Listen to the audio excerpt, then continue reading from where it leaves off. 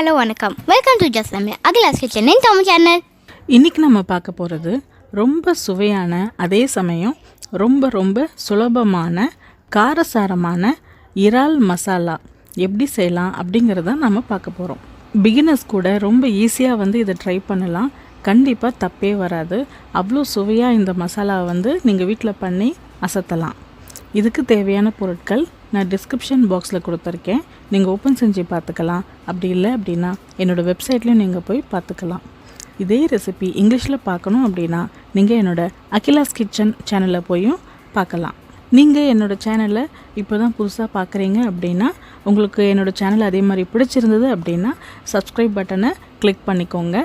அதே மாதிரி உங்களுக்கு நோட்டிஃபிகேஷனில் என்னோடய வீடியோஸ் வரணும் அப்படின்னா நோட்டிஃபிகேஷன் பெல் ஐக்கானையும் கிளிக் பண்ணிக்கோங்க. இப்போ வீடியோக்குள்ளே போவோம். இந்த இறால் மசாலா பண்ணுறதுக்காக நான் ஒரு பெரிய கடாய் எடுத்துட்டுருக்கேன். அதில் நல்லெண்ணெயோ இல்லை ஏதாவது சன்ஃப்ளவர் ஆயில் அந்த மாதிரி எண்ணெய் ஒரு 4லேருந்து 5 டேபிள் ஸ்பூனை நம்ம சேர்த்துக்கலாம். எண்ணெய் லைட்டாக சூடானதும் ஒரு 4லேருந்து 5 கிராம்பு, ஒரு அன்னாசிப்பூ, ஒரு ஏலக்காய், கொஞ்சமாக பட்டை, 2 பிரிஞ்சி இலை, அப்புறம் 1 டீஸ்பூன் சோம்பு எல்லாத்தையும் நம்ம சேர்த்து லைட்டாக வறுத்துக்கலாம்.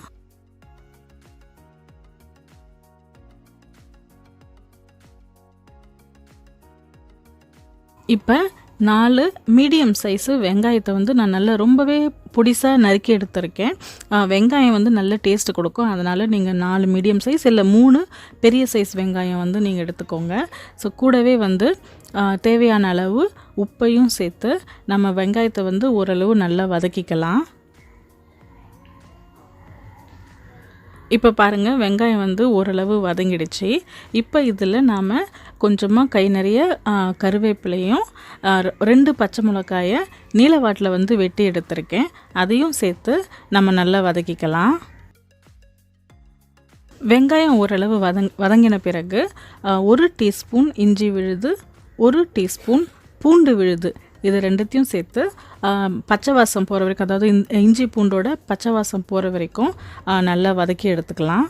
இப்போ பாருங்கள், எல்லாமே நல்லா வதங்கிடுச்சு.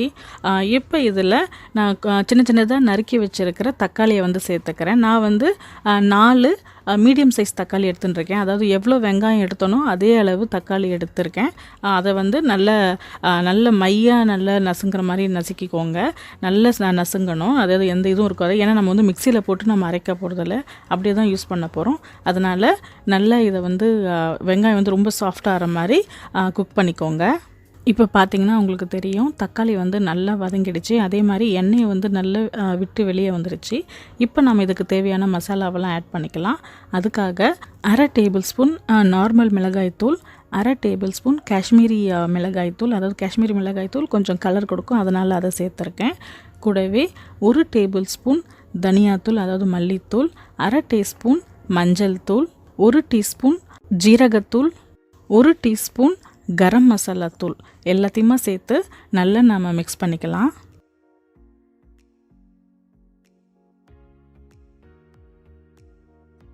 இப்போ நம்ம சேர்த்துருக்கிற மசாலா பொடியெலாம் நல்லா மிக்ஸ் ஆன பிறகு உங்களுக்கு இந்த மாதிரி நல்லா கட்டியாகிற மாதிரி ஆகிடும். ஸோ அப்போ உங்களுக்கு தேவைப்பட்டுச்சு அப்படின்னா ஒரு 1/2 கப்பு தண்ணி சேர்த்துக்கோங்க. இது என்ன நம்ம கிரேவி மாதிரி மசாலா கொஞ்சம் குழக்கொண்டு இருக்கிற மாதிரி பண்ண போகிறோம். அதனால் நான் வெறும் 1/2 கப்பு தண்ணி மட்டும் மிக்ஸ் பண்ணி இந்த மசாலா ஒரு 3 to 4 மினிட்ஸ் மட்டும் நல்லா குக் பண்ணிக்கிறேன். இப்போ இதில் எனக்கு உப்பு குறைவாக இருக்கிறதுனால எனக்கு தேவையான அளவு உப்பு நான் இன்னும் கொஞ்சம் சரி பார்த்து நான் சேர்த்துக்கிறேன். இப்போ இது அப்படியே திரும்ப இன்னும் கொஞ்சம் நேரம் நல்லா கொதிக்கட்டும். பார்த்திங்கன்னா திரும்பவும் எண்ணெய் உங்களுக்கு வெளியே வர்ற மாதிரி இருக்கும். இந்த சமயத்தில் நான் ஒரு 30 ப்ரான் அந்த குடல் இருக்கும் இல்லைங்களா, அதெல்லாம் எடுத்துட்டு நான் இப்போ இதில் நான் சேர்த்துக்கிறேன். இப்போ இதை நாம் ஒரு 10 நிமிஷம் மூடி போட்டு நல்லா வேக வைக்க போகிறோம். ஸோ இந்த மாதிரி ஃபர்ஸ்ட்டு நல்லா கிளறி விட்டுக்கோங்க. மசாலாவில் இந்த ப்ரான்லாம் ஓரளவு நல்லா மிக்ஸ் ஆகட்டும். பிறகு மூடி போட்டு 10 நிமிஷம் நல்லா வேக விடுங்க. நாங்கள் வேக விடுறது லோ ஃப்ளேம்லேயே வச்சு வேக விடுங்க, அப்போ தான் கரெக்டாக இருக்கும். கரெக்டாக 10 நிமிஷத்துக்கு கழித்து நீங்கள் மூடியை எடுத்துட்டிங்க அப்படின்னா கரெக்டாக ப்ரான் குக் ஆகிடும்.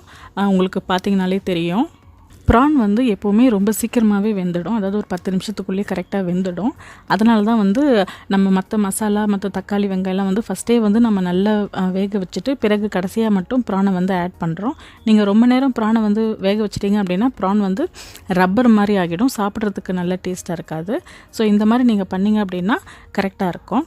இப்போ இது மேலே நாம் கொஞ்சமாக வந்து கொத்தமல்லி தழையை தூவி ஒரு கிளறிட்டு ஸ்டவ் ஆஃப் பண்ண வேண்டியது தான். அவ்வளோதாங்க, நமக்கு சூப்பரான ஒரு ப்ரான் மசாலா ரெடி ஆகிடுச்சு.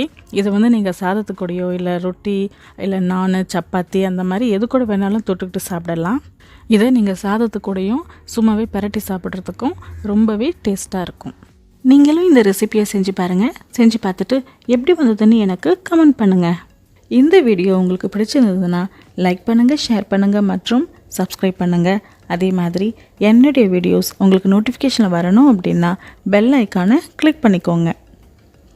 மீண்டும் வேறொரு புதிய வீடியோவுடன் உங்களை நான் சந்திக்கிறேன். அதுவரை வீடியோ பார்த்ததுக்கு மிக்க நன்றி. ரசித்து சமைங்க, ருசித்து சாப்பிடுங்க.